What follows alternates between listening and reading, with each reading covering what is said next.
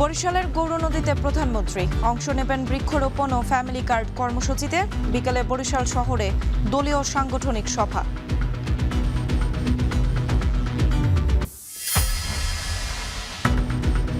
রাজধানীতে সকাল থেকে আজও ভারী বৃষ্টি, অনেক সড়কে এরই মধ্যে জলাবদ্ধতা, অফিসগামী যাত্রীদের ব্যাপক ভোগান্তি।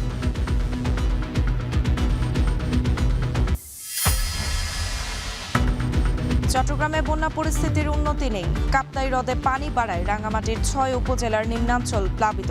সিলেটে টানা বর্ষণে নদ নদীর পানি বাড়ার শঙ্কা। ৫ বছরে প্রাকৃতিক দুর্যোগে ৪১,০০০ কোটি টাকার বেশি ক্ষতি। মোকাবেলায় জনবল সহ মাঠ পর্যায়ে নানা সংকট। তিস্তা ও পদ্মা ব্যারেজ প্রকল্প দ্রুত বাস্তবায়নের তাগিদ বিশেষজ্ঞদের।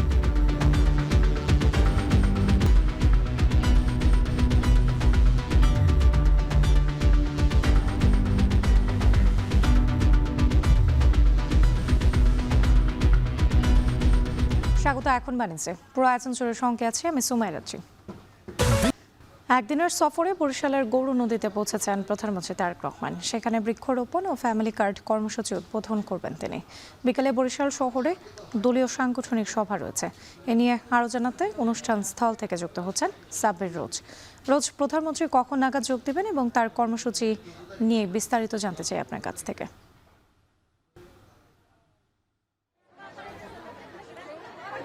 রাত্রে প্রধানমন্ত্রী তারেক রহমান ইতিমধ্যে গৌরনদীতে পৌঁছেছেন, কিন্তু তিনি এই স্পটটিতে পৌঁছাননি। মূলত প্রধানমন্ত্রী তারেক রহমানের আজকের যে প্রোগ্রাম শিডিউলটি রয়েছে সেটি হচ্ছে যে প্রথমেই তিনি এসে গৌরনদী উপজেলা বরিশালের একটি, সেখানে তিনি বৃক্ষরোপণ করবেন এবং এর পরবর্তীতেই আমরা যেখানে রয়েছি সেই ফ্যামিলি কার্ডের যারা উপকারভোগী রয়েছে, অত্র অঞ্চলের যারা যে সকল নারীদের মধ্যে এই ফ্যামিলি কার্ড বিতরণ করেছে বর্তমান সরকার, সেই উপকারভোগীদের সাথে তিনি মতবিনিময় সভায় অংশ নেবেন এবং তাদের কাছ থেকে আসলে এই কার্ডের বিষয়ে কোনো সংযোজন বিয়োজন বা তাদের কী ধরনের প্রতিক্রিয়া আছে সেই বিষয়টি নিয়ে বিশদ একটি আলোচনা হবে। এবং এর পরবর্তীতেই তিনি বরিশাল শহরে আরেকটি বৃক্ষরোপণ কর্মসূচিতে অংশ নেবেন এবং তিনি বরাবরই বাংলাদেশের বিভিন্ন প্রান্ত গেলে যা হয় সরকার প্রধান এবং দলীয় প্রধান হিসেবে যে সাংগঠনিক সভা, সেই সভাতে কিন্তু তিনি অংশ নেন এবং সাংগঠনিক বিভিন্ন বিষয়ে তিনি দিক নির্দেশনা প্রদান করেন। মূলত সরকারের নির্বাচনী প্রতিশ্রুতি অনুযায়ী ৫ বছরে ২৫ কোটি বৃক্ষরোপণ, সেই কর্মসূচির অংশ হিসাবে আজকে বৃক্ষরোপণ কর্মসূচি যে উদ্বোধন বা এই অঞ্চলে যে উদ্বোধন সেটি করছেন প্রধানমন্ত্রী। মূলত জলবায়ু পরিবর্তনের যে ক্ষতিকর প্রভাব রয়েছে, বাংলাদেশ কিন্তু অন্যতম একটি ভৌগোলিক কারণে অন্যতম একটি দেশ, সেই জায়গা থেকে কিন্তু সরকারের এই গৃহীত পদক্ষেপ এবং বারবারই বলা হয়ে আসছে যে নদীমাতৃক বাংলাদেশ, সেখানে বৃক্ষরোপণের মধ্য দিয়ে আসলে একটি টেকসই সবুজায়নের দিকে যেতে চান এই বর্তমান প্রধানমন্ত্রী তারেক রহমানের সরকার। এবং এছাড়াও বারবারই বলা হয়েছে যে ফ্যামিলি কার্ডের যে বিষয়টি সেটিও সরকারের একটি বৃহৎ প্রকল্প, সেই প্রকল্পের পাইলট আকারে শুরু হলো, এখন কিন্তু সেটি বিস্তৃত এবং আমরা দেখেছি যে এই সম্প্রতি বাজেটেও সেই একটি বড় বরাদ্দ রাখা হয়েছে এই কার্ডের ব্যাপারে, যেখানে আসলে সমাজের পিছিয়ে পড়া বা সকল নারীরাই এর আওতায় আসবে, কিন্তু পিছিয়ে পড়া নারীদের আসলে কী ধরনের। প্রধানমন্ত্রী তারেক রহমান বরিশালের কর্মসূচিতে কথা বলছেন, আমরা সরাসরি যুক্ত হচ্ছে সেখানে। করেছেন কেউ রোপণ করবেন, যেই চারাগুলো রোপণ হয়নি আমি খেয়াল করে দেখলাম অনেকে চারা যে মাটিটা থাকে সেই মাটিটা একটা পলিথিন দিয়ে প্যাঁচানো থাকে, কিন্তু পলিথিনটা শুদ্ধ গর্তের মধ্যে দিয়ে দিয়েছে। তো পলিথিনটা শুদ্ধ যদি গর্তের মধ্যে আপনারা দিয়ে দেন তাহলে তো জানেন যে গাছটা নষ্ট হয়ে যাবে। তো যারা যারা এই কাজটা করেছেন দয়া করে সকলে ওই পলিথিনটা খুলে নিয়ে মাটি সহ গাছটা মাটিতে রোপণ করুন, নাহলে তো গাছটা বৃক্ষরোপণ আমাদের গাছটা মরে গেলে তো নষ্ট হয়ে যাবে, তাই না? সেই জন্য সকলকে আমাদেরকে যত্ন সহকারে এই কাজটি করতে হবে। এবং এই যে দেখেন বর্ষাকালে বৃষ্টি হয়, আচ্ছা ভাই আগে ডাক দেওয়া শেষ করি তারপরে স্লোগান দেয়, এখন না, আস্তে আস্তে। এখন এই যে দেখেন আমরা দেখেছি যে দেখেন চট্টগ্রাম অঞ্চলের দিকে প্রায় 5টি জেলাতে অনেক বৃষ্টিপাত হয়েছে, তার আগে আবার বৃষ্টিপাত ছিল না বেশ অনেকদিন, তাই না? বৃষ্টি এই যে হচ্ছে, মাঝখানে অনেকদিন গ্যাপ ছিল না বৃষ্টির, এই যে কখনো বৃষ্টি বেশি হচ্ছে, কখনো বৃষ্টি হচ্ছেই না প্রায়, এই যে আবহাওয়ার এই বিষয়টা, এটা কেন হচ্ছে?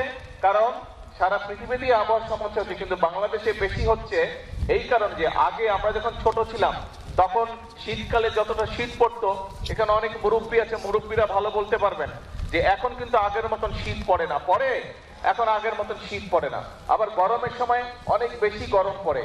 তো এই যে সব সমস্যাগুলো, এই সমস্যাগুলো যদি আমাদেরকে সমাধান করতে হয় বা এই সমস্যার কষ্টটা যদি কমিয়ে আনতে হয়, আমাদেরকে সারা বিশ্বে অনেক গাছ লাগাতে হবে। 20 কোটি মানুষের দেশ, আমাদের যে পরিমাণ গাছ থাকা প্রয়োজন সেই পরিমাণ গাছ সারা বাংলাদেশে নেই, এবং সে কারণেই শহীদ জিয়া যে কর্মসূচিটি শুরু করেছিলেন, দেশনেত্রী খালেদা জিয়া এই যে বৃক্ষরোপণ কর্মসূচি থেকে এগিয়ে নিয়ে গেছিলেন, আমরাও বর্তমানে বিএনপি দেশ পরিচালনার দায়িত্বে আছে, আমরা অনেকগুলো কর্মসূচির পাশাপাশি আমাদের এই কর্মসূচিটাকেও সারা দেশে আমরা এই কর্মসূচিটা চালু রাখতে চাই, এবং ইনশাআল্লাহ আগামী 5 বছরে আমাদের পরিকল্পনা হচ্ছে যে আমরা 25 কোটি গাছ, আমরা আগামী 5 বছরে সারা দেশে 25 কোটি গাছের চারা আমরা রোপণ করব। এখন একটি গুরুত্বপূর্ণ বিষয় আছে, আজকে প্রায় এখানে 2000 গাছের চারা রোপণ করা হবে। যারা যারা যে গাছের চারাটি রোপণ করবেন, আপনাদের দায়িত্ব কিন্তু আজকে রোপণ করে চলে গেলেই কিন্তু, শুধু রোপণ করলেই কিন্তু কাজ শেষ হয়ে যাচ্ছে না। একটি শিশু যখন ভূমিষ্ঠ হয়, শিশুটা ভূমিষ্ঠ হলেই কিন্তু বাবা মায়ের কাজ শেষ হয়ে যায় না, বরং শিশুটা ভূমিষ্ঠ হবার পরে শিশুটাকে যত্ন সহকারে গড়ে তোলা, যত্ন সহকারে মানুষ করাই হচ্ছে সবচেয়ে আসল কাজ। কাজেই এই গাছটা যেটা আপনারা আজকে রোপণ করবেন, এই যে 2000 গাছের চারা রোপণ করা হবে, এই গাছটা কিন্তু শিশু গাছ, আজকে শিশুর মতন, এটিকে বড় করতে হবে। কাজেই যারা যারা গাছের চারাটি রোপণ করবেন তাদের কাছে আমার অনুরোধ থাকবে, এবং যেই বাড়ির সামনে গাছটি রোপণ করা হচ্ছে সেই বাড়িতে যারা বসবাস করবেন অথবা আশেপাশে যদি দোকান থাকে, প্রত্যেকের কাছে আমার অনুরোধ থাকবে, আহ্বান থাকবে যে গাছটি একটা সাইজে বড় না হওয়া পর্যন্ত দয়া করে গাছটিকে যে যতটুকু পারেন, যেভাবে পারেন গাছটিকে দয়া করে যত্ন করবেন যাতে গাছটি বড় হতে পারে। কারণ এই গাছটি যদি বড় হয়, আপনি বুক ভরে শ্বাস নিতে পারবেন। এই গাছটি যদি বড় হয়, এই গাছটি বড় হলে এই গাছের তলায় আপনি শান্তি মতন ছায়ায় বসতে পারবেন। কাজে এই গাছটি আমাদের উপকারের জন্যই হবে, শুধু আপনার না, আপনার সন্তান, আপনার পরিবার, আপনার এলাকার মানুষ, আপনার পাড়ার মানুষ সকলে এই গাছের সুবিধা পাবে। গাছটির গরমকালে যখন গাছটি বড় হবে, গরমকালে যখন বাতাস হবে গাছটিতে, এই সেই বাতাসের যে শান্তির স্পর্শ বাতাস, সেটিও আপনি পাবেন। কাজেই আসুন, আমরা যদি আমাদের এলাকাটাকে সুন্দর করতে চাই, আমরা যদি আমাদের দেশটাকে সুন্দর করতে চাই, তাহলে অবশ্যই আমাদেরকে এই গাছের যত্ন নিতে হবে, বৃক্ষ রোপণ করতে হবে।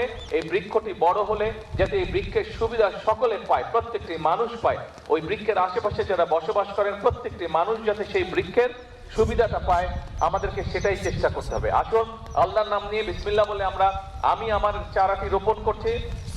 যারা যারা এখনো রোপণ করেননি তাদেরকে অনুরোধ করব, কিন্তু মূল কথা হচ্ছে যে শুধু আজকে রোপণ করে চলে গেলেই হবে না, গাছটির যত্ন নিতে হবে যাতে গাছটি বড় হতে পারে।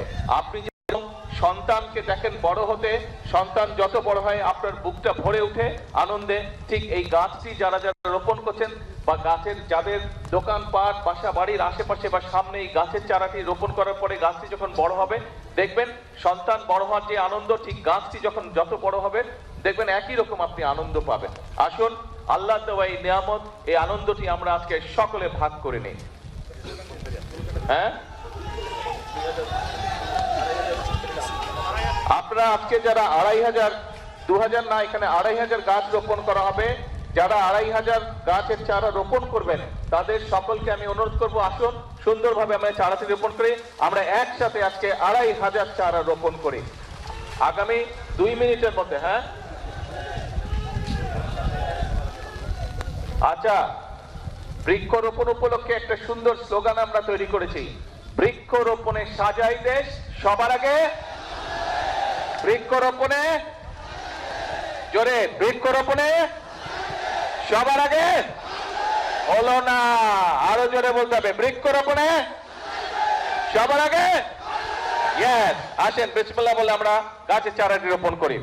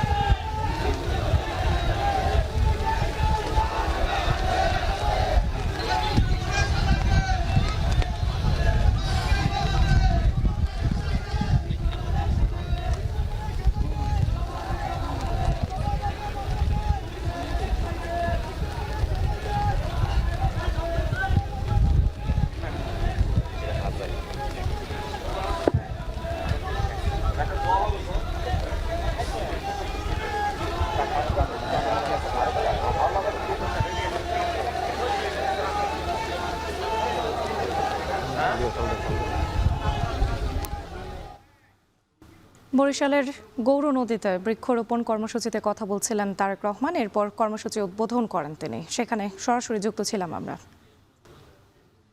এদিকে বরিশালের গৌর নদীতে দুটি কর্মসূচি শেষে বরিশাল নগরীর ৩০ গোডাউনে বধ্যভূমি পরিদর্শন করবেন প্রধানমন্ত্রী তারেক রহমান। এ নিয়ে আরও জানাতে বরিশাল থেকে সরাসরি যুক্ত হচ্ছেন অমিত হাসান। অমিত, বধ্যভূমি ছাড়াও বরিশালে আর কি কি কর্মসূচিতে অংশ নেবেন তারেক রহমান, জানাবেন। রাত্রি একটু জানিয়ে রাখি যে বরিশালে প্রধানমন্ত্রী হওয়ার পর প্রথমবার তারেক রহমান আসছেন, যার কারণে এখানের যে নেতাকর্মী কিংবা বরিশালবাসীর একটি উচ্ছ্বাস কিন্তু বেশি লক্ষ্য করা যাচ্ছে। এবং বরিশাল নগরীর ৩০ গোডাউন বধ্যভূমি এলাকায় যে সাগরদী খালপাড়ে তিনি একটি বৃক্ষরোপণ করবেন, সে লক্ষ্যে কিন্তু সব ধরনের প্রস্তুতি ইতিমধ্যে আমরা সকাল থেকে দেখানোর চেষ্টা করছি যে নেওয়া সম্পন্ন হয়েছে। এবং সেখানে যারা প্রশাসনিক কর্মকর্তারা রয়েছেন কিংবা বিভিন্ন আইনশৃঙ্খলা বাহিনীর সদস্যরা রয়েছেন, সংস্থার লোকজন রয়েছেন, তারা কিন্তু উপস্থিত হয়ে আসলে সব কিছু পরিদর্শন করছেন। এছাড়াও এর আগে আমরা দেখেছি যে বিভিন্ন নেতাকর্মীরা এবং তথ্য সম্প্রচার মন্ত্রী সহ অন্যান্য যে নেতাকর্মীরা রয়েছেন তারাও কিন্তু দফায় দফায় জায়গাগুলো পরিদর্শন করছেন এবং সকল কিছু সম্পূর্ণ যাতে হয় সুষ্ঠুভাবে সেক্ষেত্রে কিন্তু তারা কাজ করছেন। এবং আমরা এই মুহূর্তে রয়েছি নগরীর জেলা শিল্পকলা একাডেমির সামনে। এখানে কিন্তু বিকেল ৩টার সময় প্রধানমন্ত্রী নেতাকর্মীদের নিয়ে একটি সাংগঠনিক বৈঠক করবেন। সে কারণে কিন্তু এখানকার যে প্রস্তুতি সেটিও ইতিমধ্যে সম্পন্ন হয়ে গেছে। এবং এখানেও যে আইনশৃঙ্খলা বাহিনীর সদস্যরা এই মুহূর্তে দেখছেন আপনারা যে অবস্থান করছেন। এবং কিছুক্ষণ আগে বরিশালের গৌর নদীতে শরিকল বাটাজোর যে খালের পাড়ে বৃক্ষরোপণ কর্মসূচির উদ্বোধন সেটি কিন্তু তিনি করেছেন।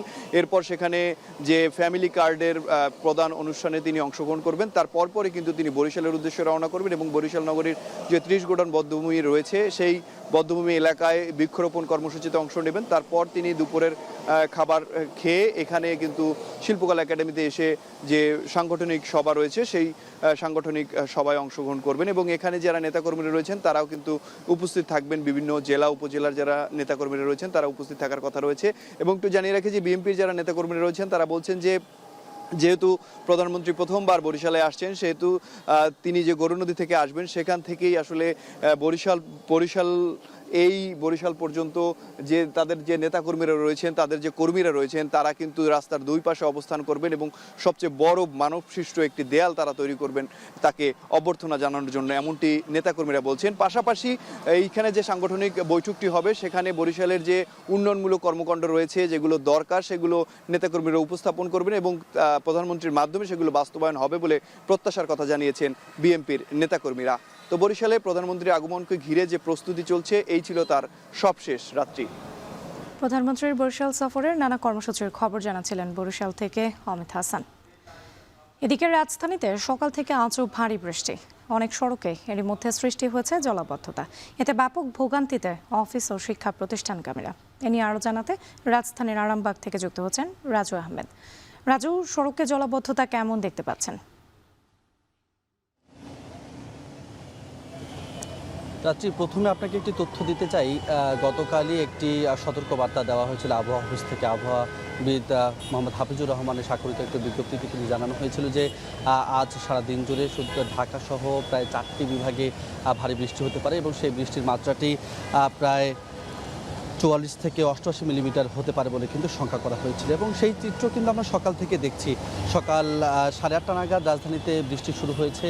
মাঝারি এবং গুঁড়ি গুঁড়ি বৃষ্টিতে ইতিমধ্যে কিন্তু রাজধানীর বিভিন্ন এলাকায় পানি জমতে শুরু করছে। বিশেষ করে এই মুহূর্তে যে স্থানটিতে রয়েছে এটি নটরডেম কলেজের ঠিক সামনে, যেই সড়কটিতে দাঁড়িয়ে রয়েছে। দর্শকরা যে সড়কটি দেখছেন এটি মূলত মতিঝিলকে সংযুক্ত করেছে। তবে এই ফকরাপুল থেকে শুরু করে মতিঝিল পর্যন্ত পুরো সড়কটিতে দুই পাশেই পানি জমেছে। এতে যেমন 4 লেনের এই সড়কটি 1 লেনে পরিণত হয়েছে, তেমনই কিন্তু আশেপাশের রায়েরবাগ, পুরানা পল্টন থেকে শুরু করে মতিঝিল মেট্রো স্টেশন এবং কমলাপুরের আশপাশ পুরো এলাকাটি পানি জমেছে। যেহেতু গতকালই জলাবদ্ধতা ছিল, সে পানিটা নেমে যাচ্ছিল রাত থেকে বৃষ্টি না হওয়ার কারণে। তবে সকাল থেকে আবার বৃষ্টি যখন হয়েছে সেই পানিতে মাত্রা যোগ হয়ে কিন্তু এখন অনেকটাই বলা চলে যে পুরো এই অঞ্চলটা অর্থাৎ মতিঝিল অঞ্চলটি পুরোটি জলমগ্ন হয়ে পড়েছে। একইভাবে আমরা আজকেও আবহাওয়া অফিসে কথা বলেছি।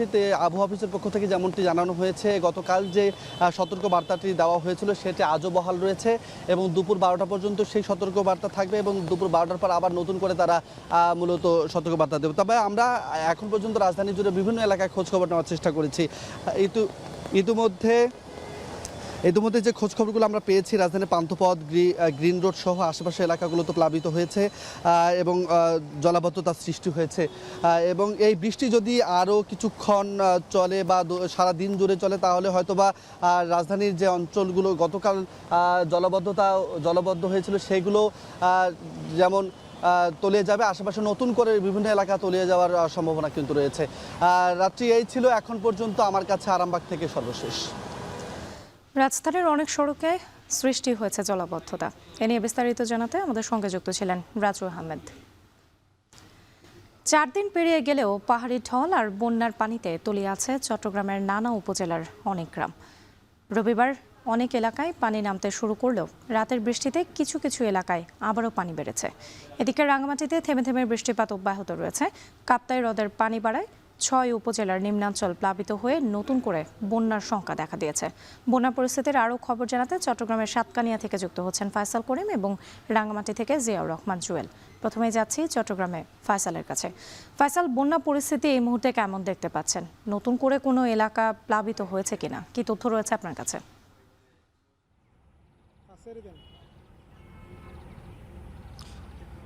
আমরা দেখেছি গতকাল বিকেল থেকে কিন্তু নতুন করে আবার বৃষ্টি হয়েছে এবং চট্টগ্রামের যে উপজেলাগুলো ঠিক পানি কিছুটা নামতে শুরু করেছিল, সেসব উপজেলা বা ক্ষতিগ্রস্ত এলাকায় আবারও নতুন করে পানি উঠেছে এবং আমরা দেখেছি যে আসলে চট্টগ্রামের যে আক্রান্ত উপজেলাগুলো ছিল তার মধ্যে সাতকানিয়া, বাঁশখালীতে আমরা দেখেছি যে পানির যে পরিমাণ সেটি কিন্তু আবারও বেড়েছে কিছু কিছু এলাকায়। আমরা আছি চট্টগ্রামের সাতকানিয়ার কেউচিয়ায়, যেখানে আসলে প্রতি বছর বর্ষা এলে বা বছরের এই সময়টাতে আমরা যেটি দেখি যে আসলে প্রচুর বন্যার ঘটনা ঘটে এবং এই সাতকানিয়ার এই অঞ্চলটিও আমরা যে জানি যে আসলে এখানে প্রতিবারের মতো এবারও পানি উঠেছে এবং এখানে বিভাগীয় প্রশাসনের যে তথ্য, সেই তথ্যে বলা হচ্ছে প্রায় 40 লাখের মতো মানুষ চট্টগ্রামের বিভিন্ন উপজেলায় এবং পুরো বিভাগে আসলে বন্যা আক্রান্ত এবং প্রায় 408টি ইউনিয়ন এবং পৌরসভা এখনও পানির নিচে তলিয়ে আছে। বিশেষ করে কালকে রাতের যেই বৃষ্টি, সেই বৃষ্টিতে আমরা দেখেছি যে আসলে নতুন করে অনেক উপজেলায়, অনেক এলাকায় কিন্তু আবারও পানি দেখা দিয়েছে। অর্থাৎ যখনই মানুষজন ভেবেছে যে আসলে পানি নামতে শুরু করেছে, তারা কিছুটা আশান্বিত হয়েছে, ঠিক তখনই সেসব এলাকায় আবারও বৃষ্টি হয়ে ঢলের পানি এবং বন্যার পানি কিন্তু আমরা দেখেছি যে আসলে সেসব এলাকা তলিয়ে দিয়েছে। আমরা যেটি জানি যে চট্টগ্রামের 7টি উপজেলা মূলত আক্রান্ত হয়েছে, যেখানে মৃতের সংখ্যা অর্ধ শতাধিক এবং এখনও 2 জন নিখোঁজ আছে। জেলা প্রশাসনের পক্ষ থেকে কিছুটা দেরিতে ত্রাণ এবং বিভিন্ন সহায়তা পৌঁছেছে বলে অভিযোগ আছে এবং আমরা যেটি জানি যে এইসব এলাকায় আসলে এই সময়টাতে, বছরের এই দুর্যোগের সময়টাতে কিন্তু প্রশাসন থেকে শুরু করে রাজনৈতিক নেতৃবৃন্দ কিংবা বিভিন্ন মহলের কিন্তু তোড়জোড় থাকে, মনোযোগের কেন্দ্রবিন্দু থাকে এইসব এলাকা। কিন্তু যখনই পানি নামতে শুরু করে তারপর থেকে আবার এইসব এলাকাকে ঘিরে দখল, দূষণ, নদী কে ঘিরে যে বাণিজ্য কিংবা ইটভাটা গড়ে ওঠার যে বিষয়গুলো, সেগুলো কিন্তু আবারও সমান তালে চলে। তখন কিন্তু আবারও সবাই নীরব হয়ে যায়, এমন একটা অভিযোগ করছেন এখানকার এলাকাবাসী। আমরা আছি সাতকানিয়ার যে এলাকাটিতে আছি, সেখানে কিন্তু প্রচুর ইটভাটা আছে, প্রচুর ভূমি এখানে দখল করা হয়েছে, জলাশয় দখল করে বাণিজ্যিক স্থাপনা গড়ে তোলা হয়েছে এবং অপরিকল্পিত উন্নয়ন এখানে কিন্তু করা হয়েছে। আমরা যেখানে দেখেছি যে আসলে এখানে টেকসই উন্নয়ন করানোর জন্য, অর্থাৎ এইসব এলাকা যে বন্যাপ্রবণ যে এলাকাগুলো আছে সেগুলোকে ভবিষ্যতের জন্য বা দীর্ঘ সময়ের জন্য পরিকল্পনা নিয়ে সাজানোর যে প্রকল্প, সেগুলো কিন্তু সেখানে সেভাবে গড়ে ওঠেনি, যে কারণে প্রতি বছর বর্ষা এলে আমরা দেখি যে এসব এলাকা প্লাবিত হয় এবং ঢলের পানি, বন্যার পানি, নদীর পানি মিলেমিশে একাকার হয়ে এখানের মানুষ ক্ষতিগ্রস্ত হয়। তো এখানে যারা আছেন স্থানীয়রা, তারা বলছেন যে আসলে প্রশাসন বা যারা এইসব এলাকাকে ঘিরে এই সময়টাতে তৎপর হয়, তারা যাতে বছরের বাকি সময়টা তো তৎপর হলে তারা আসলে এখানে যে সুফল বা বন্যা যে ক্ষয়ক্ষতি, সেটি অনেকটা কমিয়ে আনা যাবে। এবার একটু রাঙামাটিতে যেতে চাই। জুয়েল, আমরা চট্টগ্রামের খবর শুনছিলাম, কালকে রাতে বৃষ্টি হয়েছে এবং যে নিম্নাঞ্চল রয়েছে সেগুলো কিন্তু প্লাবিত হয়ে গেছে। রাঙামাটির আসলে কি পরিস্থিতি এই মুহূর্তে দেখতে পাচ্ছেন? রাঙামাটিতে নিম্নাঞ্চল প্লাবিত হয়ে কত মানুষ এই মুহূর্তে পানিবন্দী রয়েছেন? রাত্রি বলে রাখি যে রাঙামাটির বাঘাইছড়ি এবং যে বিলাইছড়ির ফারুয়া, সেখানে বন্যা পরিস্থিতির বেশি উন্নতি হয়েছে। তবে আশেপাশের যে আরো নিম্নাঞ্চলগুলো রয়েছে সেখানে নতুন করে আবার প্লাবন হওয়া শুরু হয়েছে। বলে রাখি রাঙ্গামাটির যে কাপ্তাই হ্রদ তীরবর্তী যে অঞ্চলগুলো রয়েছে, বিশেষ করে এই রাঙ্গামাটির যে বাঘাইছড়ি, বরকল, জুরাছড়ি একই সঙ্গে যদি বলি কাপ্তাইয়ের কিছু এলাকা, দানিয়াচরের এবং রাঙামাটি সদরের এই অঞ্চলের পানি এই মুহূর্তে কিন্তু বেড়েই চলছে। আর সকাল 9টা পর্যন্ত সেখানে আসলে 100.60 ফুট পানির কাপ্তাই হ্রদের যে পানির উচ্চতা সেখানে আসলে পরিমাপ করা হয়েছে। বলে রাখি যে গত 10 দিন ধরে চলমান যে বৃষ্টিপাত, একই সঙ্গে পাহাড় ধসের সংখ্যা, আবার যে বন্যা পরিস্থিতি, সব মিলিয়ে এখানকার জনজীবন একেবারে বিপর্যস্ত হয়ে পড়েছে। সেখানে আসলে 50টি আশ্রয় কেন্দ্রে এই মুহূর্তে পর্যন্ত 3637 জন মানুষ অবস্থান করছে বলে জেলা প্রশাসন থেকে আমাদেরকে নিশ্চিত করা হয়েছে। এর মধ্যে অনেকগুলো এলাকায় ত্রাণ 4 দিন 5 দিন, বিশেষ করে বিলাইছড়ি উপজেলা যে ফারুয়াই, সেখানে 1.5 শতাধিক দোকান বাজারে তলিয়ে গিয়েছে। সেখানেও আসলে 4 দিন পরে গতকাল বিকালে ত্রাণ পৌঁছানো হয়েছে, 10 কেজি করে চাল দেওয়া হয়েছে সেখানকার মানুষজনকে। বলে রাখি এর মধ্যে মানুষের যে আশ্রয় কেন্দ্র সেখানেও আসলে নানা অভিযোগ, খাবার নিয়ে মানুষজনের কাছে যোগাযোগের যে ত্রাণ তৎপরতা, সব মিলে বেশ অস্বস্তিকর অবস্থায় ছিল এখানকার মানুষজন। রাঙ্গামাটি থেকে এই ছিল আমার কাছে সবশেষ। যাচ্ছি। বন্যা পরিস্থিতির খবর জানাতে চট্টগ্রাম এবং রাঙ্গামাটি থেকে যুক্ত ছিলেন সহকর্মীরা। এদিকে সিলেটের টানা বৃষ্টিপাত অব্যাহত রয়েছে। আবহাওয়া অধিদপ্তরের তথ্য মতে আগামী 24 থেকে 48 ঘন্টার সিলেট বিভাগে ভারী থেকে অতি ভারী বৃষ্টিপাতের সম্ভাবনা রয়েছে। পানি বাড়ার আশঙ্কা রয়েছে উত্তর পূর্বাঞ্চলের নদীগুলোর। এ নিয়ে আরও জানাতে সিলেটের চাঁদনীঘাট থেকে যুক্ত হচ্ছেন সন্দীপন শুভ। আমরা জানতে পেরেছি আবহাওয়া অধিদপ্তরের তথ্য মতে আগামী 24 থেকে 48 ঘন্টার সিলেট বিভাগে ভারী বৃষ্টিপাত হতে পারে। এতে আসলে যে অঞ্চলগুলো রয়েছেন, কোন কোন নদীর পানি বাড়তে পারে একটু জানাবেন।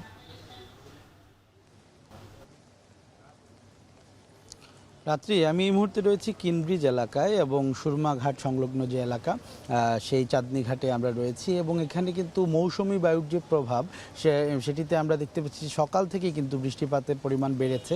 আমি যদি আপনাকে গত 24 ঘন্টা অর্থাৎ গতকাল সকাল 6টা থেকে আজকে সকাল 6টা পর্যন্ত যদি তথ্য দিই, সেটি হচ্ছে 27.2 মিলিমিটার বৃষ্টিপাত কিন্তু হয়েছে। এর পাশাপাশি যদি আজকে শুধুমাত্র 3 ঘন্টার কথা বলি, অর্থাৎ সকাল 6টা থেকে রাত 9টা পর্যন্ত যে বৃষ্টিপাত হয়েছে সেটি কিন্তু 32 মিলিমিটার বৃষ্টিপাত কিন্তু ইতোমধ্যে হয়েছে। অর্থাৎ ভারী বৃষ্টির যে লক্ষণ বা ভারী বৃষ্টির যেমনটি বলা হচ্ছিল সেটি কিন্তু আমরা ধীরে ধীরে দেখতে পাচ্ছি এবং আমরা আবহাওয়াবিদ যিনি রয়েছেন এখানে কর্মরত তার সাথে একটু আগেও কথা বলেছি।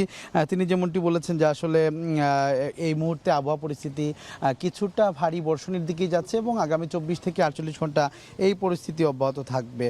তবে বিপদসীমার উপর দিয়ে প্রবাহিত হওয়ার যে একটা বিষয় ছিল সেটি কিন্তু এখনও আমরা দেখতে পাচ্ছি কিছুটা স্বস্তি আছে, তবে পানি কিন্তু অবিরতভাবে বাড়ছে। এবং আজকের তথ্য যদি আপনাকে আমি একটু জানিয়ে রাখি, সেক্ষেত্রে সিলেটের কানাইঘাট যে পয়েন্ট রয়েছে, কানাইঘাটের সুরমা নদীতে কিন্তু 37 সেন্টিমিটার বিপদসীমার নিচ দিয়ে প্রবাহিত হচ্ছে পানি এবং সব মিলে 12.38 মিটার কিন্তু উচ্চতায় এই মুহূর্তে পানি প্রবাহিত হচ্ছে। পাশাপাশি আমরা এখন যেখানে রয়েছি অর্থাৎ সিলেটের সুরমা নদীর যে চাঁদনীঘাট পয়েন্ট রয়েছে সেখানে কিন্তু 90 সেন্টিমিটার নিচ দিয়ে কিন্তু প্রবাহিত হচ্ছে সুরমা নদীর পানি এবং পানির স্তর এই মুহূর্তে রয়েছে 9.90 মিটার। এবং কুশিয়ারা নদীর কথা যদি বলি, কুশিয়ারা নদী কিন্তু ফেঞ্চুগঞ্জ পয়েন্ট যেটি সেটিতে কিন্তু 73 সেন্টিমিটার নিচ দিয়ে প্রবাহিত হচ্ছে পানি এবং এই মুহূর্তে বর্তমান অবস্থান হচ্ছে 9.72 মিটার। তবে পানি আমরা গত 24 ঘন্টার যদি একটি পরিসংখ্যান বলি সেক্ষেত্রে কিন্তু 4 থেকে 6 সেন্টিমিটার, কোনো কোনো জায়গায় 8 সেন্টিমিটার পর্যন্ত বৃদ্ধি পেয়েছে এবং আমরা দেখেছি যে নদী সংলগ্ন এলাকায় কিছু কিছু জায়গায় কিন্তু জলাবদ্ধতার সম্ভাবনা রয়েছে এবং স্বল্পমেয়াদী বন্যার আশঙ্কা কিন্তু এখনও রয়েছে। এবং আমরা অন্যান্য জেলার সিলেট বিভাগের যদি কথা বলি, অন্যান্য জেলা যেমন মৌলভীবাজারে কিন্তু পানি নেমেছে ঠিকই, কিন্তু ক্ষতের চিহ্ন বেরিয়ে আসছে। হবিগঞ্জেও প্রায় একই চিত্র, অনেক বেশি ক্ষয়ক্ষতি হয়েছে এবং আপনি জানেন যে এই যে বন্যা হয়েছে মৌলভীবাজার এবং হবিগঞ্জে তা কিন্তু 70 কোটি টাকা ছাড়িয়ে গেছে। তবে সিলেট জেলা যেটি বা সিলেট শহরে কিন্তু এখনও বন্যায় প্লাবিত হয়নি, তবে আশঙ্কা কিন্তু উড়িয়ে দেওয়া যাচ্ছে না। রাত্রি এই ছিল আমার কাছে সিলেটের সার্বিক বৃষ্টি এবং বন্যার পরিস্থিতি। সিলেটের বৃষ্টিপাতের খবর জানাতে যুক্ত ছিলেন সন্দীপন শুভ। দীর্ঘদিন ধরে দুর্যোগ ব্যবস্থাপনা মন্ত্রণালয়ে প্রয়োজনীয় পদ বৃদ্ধি না করায় দুর্যোগ মোকাবেলায় হিমশিম খেতে হচ্ছে মাঠ পর্যায়ের কর্মীদের। জলবায়ু বিশেষজ্ঞরা বলছেন দেশে প্রতি বছর বন্যায় হাজার হাজার কোটি টাকা ক্ষতি হচ্ছে। বন্যা প্রতিরোধে তিস্তা মহাপরিকল্পনা ও পদ্মা ব্যারেজ প্রকল্প বাস্তবায়ন জরুরি। পাশাপাশি দ্রুত প্রয়োজনীয় জনবল নিয়োগের পরামর্শ তাদের। জাবেদ আব্দুল্লাহ জানাচ্ছেন বাকিটা।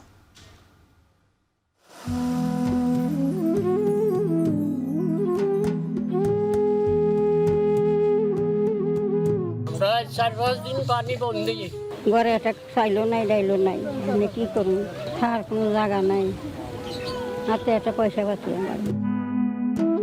অতি ভারী বৃষ্টি আর বন্যায় ভাসছে দেশের দক্ষিণ পূর্বাঞ্চল। ঘরবাড়ি, সড়ক, সেতু ক্ষতিগ্রস্ত হবার পাশাপাশি ভেসে গেছে মাছের ঘের, তলিয়ে গেছে ফসল। গত 7 দিনের বৃষ্টি ও পাহাড়ি ঢলে দেশের অন্তত 20টি জেলা এখন বন্যা কবলিত। 2021 থেকে 2025 সালের মধ্যে শুধু বন্যা ও ঘূর্ণিঝড়ের কারণেই দেশের অর্থনীতিতে প্রায় 41,200 কোটি টাকার ক্ষতি হয়েছে। এ সময় ক্ষতিগ্রস্ত হয়েছে 1,77 লাখেরও বেশি মানুষ। দুর্যোগ ব্যবস্থাপনা ও ত্রাণ মন্ত্রণালয়ের সাম্প্রতিক হিসেবেটি দুর্যোগ প্রবণ অঞ্চলে ঝড়, বন্যা, জলোচ্ছ্বাস সাধারণ হলেও আগাম সতর্কতায় ক্ষয়ক্ষতি কমানো সম্ভব। আবার দুর্যোগ পরবর্তী ক্ষতি নিরূপণ আর ত্রাণ বিতরণেও পরিস্থিতি সামাল দেওয়া যায়। কিন্তু এবারের বন্যায় আগাম সতর্কতা ও ত্রাণ কার্যক্রম নিয়ে নানা অভিযোগ উঠে এসেছে। আমার ব্যবসা বাণিজ্য সব পানিতে তলায় গেছে। এখানে অবশিষ্ট বলতে আর কিছু নাই, মানুষ গরু ছাগল নিয়ে খুবই মানবতার জীবনযাপন করতেছে। মাঠ পর্যায়ে ব্যাপক শূন্যপদের কারণেই সংকট তৈরি হয়েছে জেলাগুলোতে। দুর্যোগ ব্যবস্থাপনা মন্ত্রণালয়ের প্রয়োজনের তুলনায় জনবল কম। তবে এ ব্যাপারে দুর্যোগ মন্ত্রণালয়ের অতিরিক্ত সচিব জানান, এবার বন্যা শেষ হলে সবকিছু ঢেলে সাজানো হবে। তাৎক্ষণিক এই দুর্যোগটা আল্লাহর রহমতে যখন আমরা ওটা থেকে পরিত্রাণ পাবো, তখন সেই পরিস্থিতি অনুযায়ী আমরা ঠিক করব যে আসলে তাদের কি প্রয়োজন, সেই প্রয়োজন অনুযায়ী আবার ব্যবস্থা নেওয়া হবে। বিগত সময়ে সঠিক ও যুগ উপযোগী পরিকল্পনার অভাবেই ক্ষয়ক্ষতি বেশি হয়েছে বলে মনে করেন জলবায়ু বিশেষজ্ঞরা। শুধু ত্রাণ সহায়তা নয়, বন্যা প্রতিরোধে তিস্তা মহাপরিকল্পনা ও পদ্মা ব্যারেজ প্রকল্প বাস্তবায়নও জরুরি বলে মনে করেন তিনি। রাস্তাগুলোর মধ্যে সাফিসিয়েন্ট কালভার্ট করা হয়নি। পানি উন্নয়ন বোর্ড নদীর পাড়ে প্রচুর বাঁধ বানিয়েছে, যেগুলো সামান্য চাপেই ভেঙে যায়।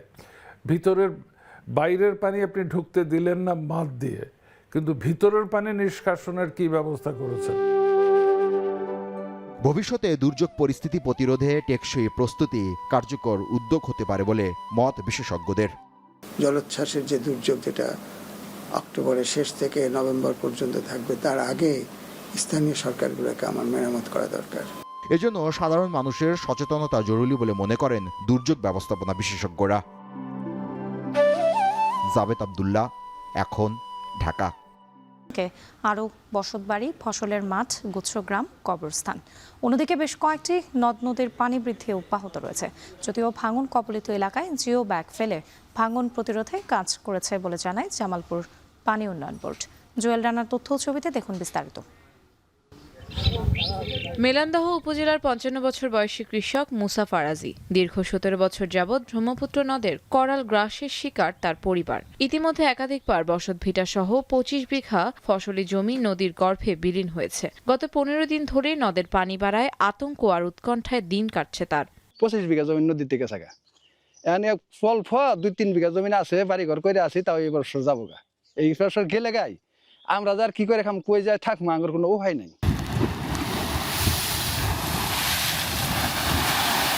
চলতি বর্ষা মৌসুমে জামালপুরের 7 উপজেলার প্রতিদিনই ব্রহ্মপুত্র নদের করাল গ্রাসে নতুন নতুন এলাকা ভাঙনের কবলে পড়েছে। ব্রহ্মপুত্র নদের তীরবর্তী বেশ কয়েকটি এলাকা জুড়ে তীব্র ভাঙন দেখা দিয়েছে।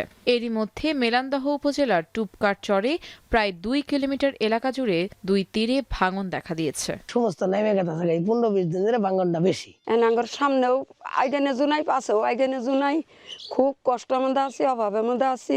আইত্রে বেলা চুরমুরে আপনার নিজ মুখ মাটি জায়গা হয়ে জায়গা, আমরা খুব আতঙ্কে আছি। কেউ খোঁজ খবর নেয় না, নদী ভাঙ্গিয়ে শেষ করলো, আমরা কি করে খাবো? ব্রহ্মপুত্র নদের টুপকার চর সহ বিভিন্ন জায়গায় ভাঙন প্রতিরোধে দ্রুত ব্যবস্থা গ্রহণ করার প্রস্তুতি চলছে বলে জানায় পানি উন্নয়ন বোর্ড।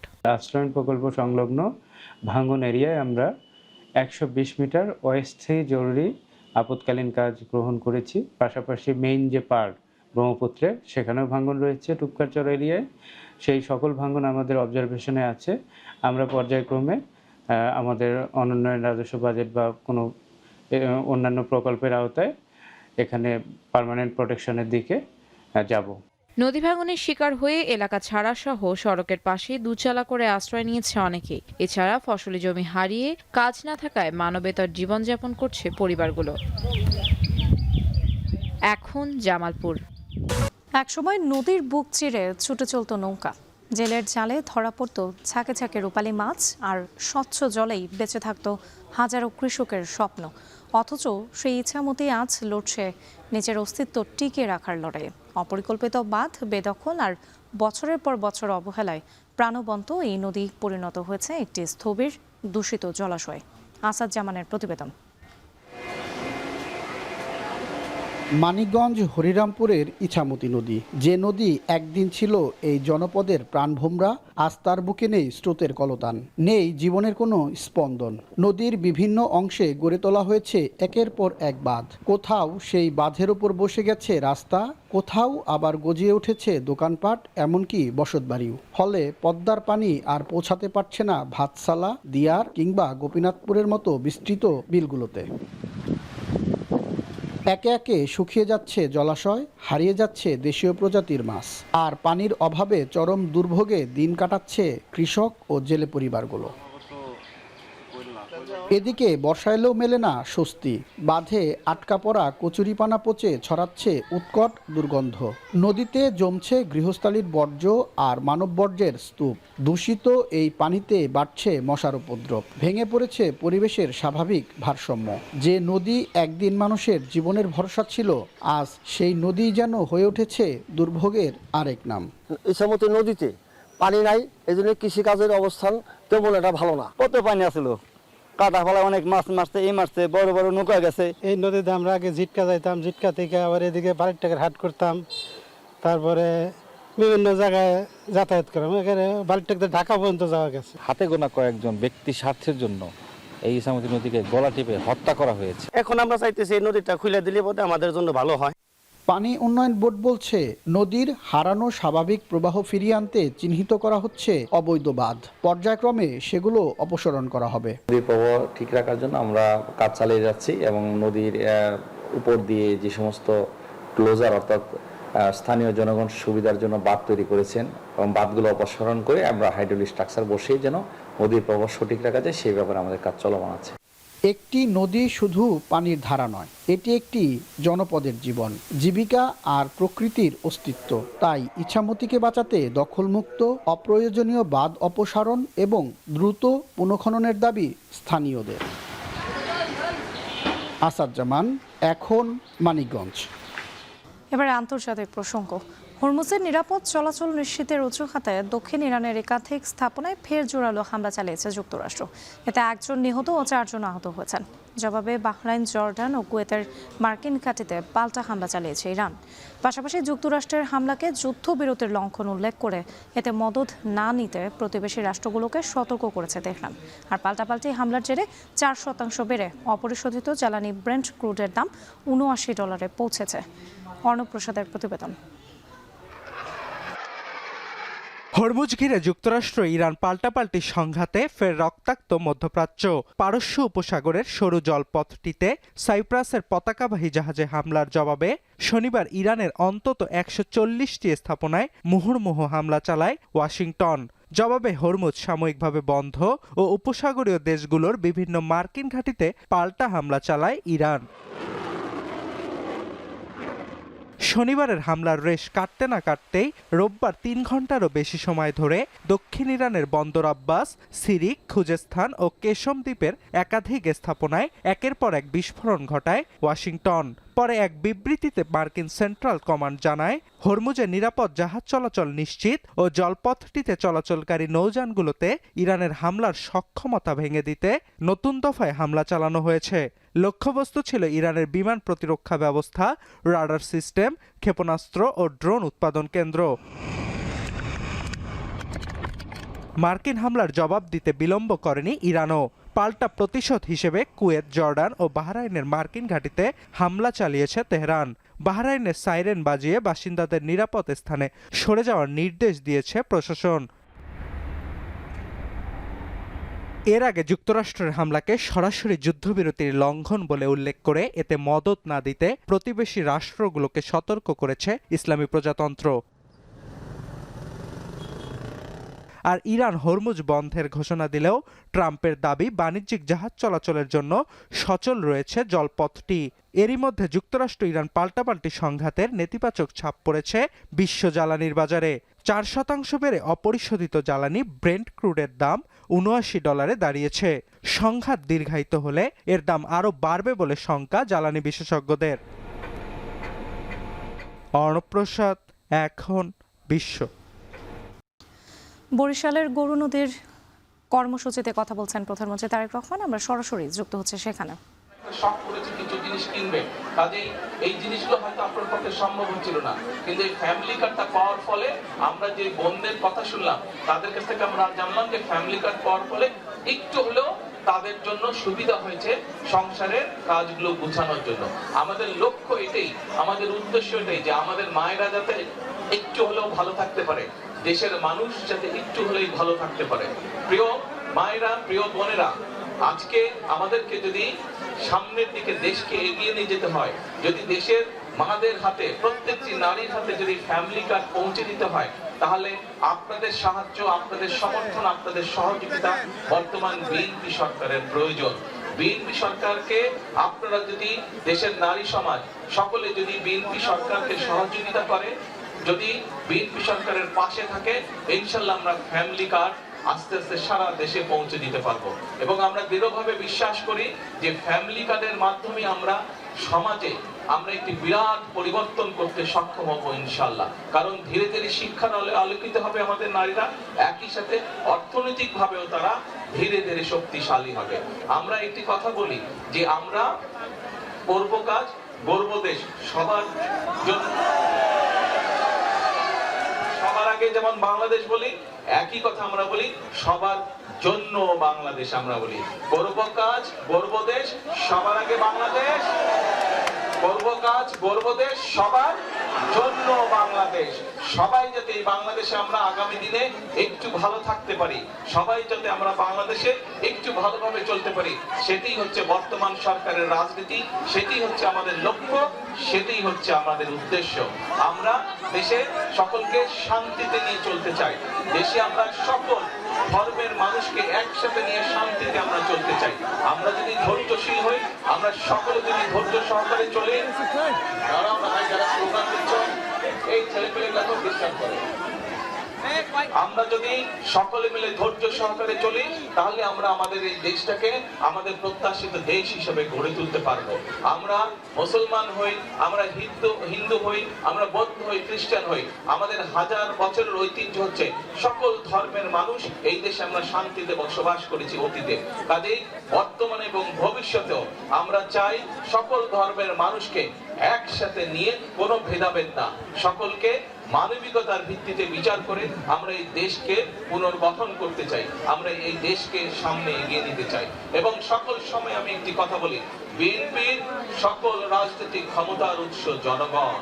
এই জনগণের সমর্থন এবং এই জনগণের সমর্থন যতক্ষণ বিএনপির কাছে থাকবে, যতক্ষণ বিএনপির পাশে জনগণ থাকবে, বিএনপি কোনো বাধা মানবে না। বিএনপি দেশকে ইনশাল্লাহ সামনের দিকে এগিয়ে নিয়ে যাবে জনগণকে সাথে নিয়ে। আপনাদের কাছে আবারও, আপনাদের কাছে এবং সারা বাংলাদেশের দল মত নির্বিশেষে, শ্রেণী পেশা নির্বিশেষে, ধর্ম মত নির্বিশেষে সকল মানুষের কাছে দেশকে এগিয়ে নিয়ে যাবার, দেশকে পুনর্গঠন করার সমর্থন ব্যক্ত করে আমার বক্তব্য আমি শেষ করছি। ইনশাল্লাহ আবারও আসবো আপনাদের এলাকায়, আবারও আপনাদের সাথে কথা হবে। আল্লাহ হাফেজ। বাংলাদেশ জিন্দাবাদ।